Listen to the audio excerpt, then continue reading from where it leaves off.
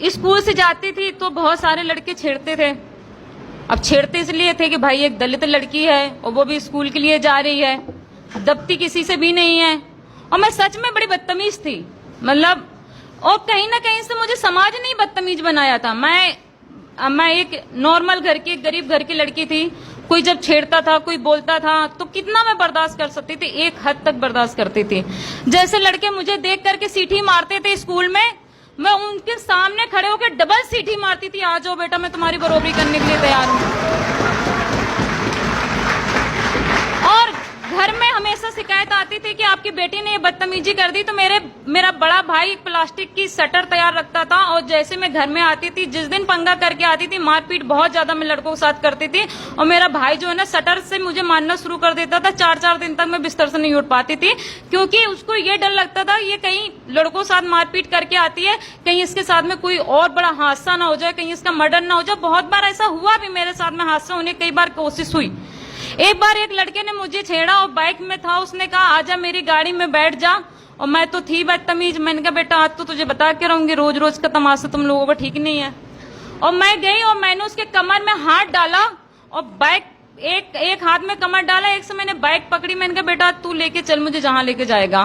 तो लड़का डर गया, कहले मैंने तुझे नहीं बोला। मैंने कहा मुझे पता है तूने मुझे भी बोला, आज तो मैं बेटा तेरे साथ ही जाऊंगी, आज कहाँ लेके जाएगा मुझे तुम। तो वो लड़का घबरा गया। इतने में हमारे आसपास की वो लड़कियां थी, कुछ जो साथी मेरे, जो हम लोगों ने टीम बनाई थी, क्योंकि मैं बहुत कम एज में मैंने एक दलित क्रांतिकारी सेना बना लिया था। जब मैंने हाई स्कूल भी नहीं कर पाई थी, तब मैंने एक दलित क्रांतिकारी सेना का एक संगठन बनाया था। पूरे जिले में मैं चलाती थी उस संगठन को। और मैं उस लड़के के पीछे पड़ गई, आज तो मैं तेरे साथ ही जाऊंगी। वो लड़का माना नहीं, लड़का डर गया और मैंने उसको ऐसा मारा, मेरे साथ साथ कई सारी लड़कियों ने उसको मारा इतनी बुरी तरीके से। मुझे पहली बार ऐसा महसूस हुआ कि मैंने तो 2-4 ही मारे हैं, लेकिन लड़कियों ने उसको भूसा बना दिया था। ये पहली आवाज उठी थी, मतलब मेरे कस्बे से। और एक बार मेरे प्रिंसिपल साहब जब यहाँ पर आए, दिल्ली महिला आयोग के ऑफिस में आए, तो रो के बता रहे थे कि बिटिया जिस दिन से तूने वो कांड किया, आज उस दिन से लेके आज तक किसी लड़के ने किसी लड़की को छेड़ा नहीं। तो मैंने जाति प्रथा के खिलाफ लड़ाई लड़ी, मैंने पर्दा प्रथा के खिलाफ लड़ाई लड़ी, और जो महिलाओं के साथ में अत्याचार हो रहे थे उसके खिलाफ लड़ाई लड़ी। और जब गांव से निकली तो मेरे साथ में कई सारी लड़कियां जो स्कूल आज जा रही हैं, आज पूरा का पूरा गांव की बच्चियां स्कूल जाती है। कदौरा जो 8 किलोमीटर दूर पे पड़ता है, सारी बच्चियां स्कूल के लिए जा रही हैं। वो मेरे लिए बहुत बड़ी बात है। इतनी गरीबी हालत में मैंने स्वयं सहायता समूह का काम करती थी, गांव-गांव में जाती थी, संगठन बनाती थी, महिलाओं को जागरूक करती थी।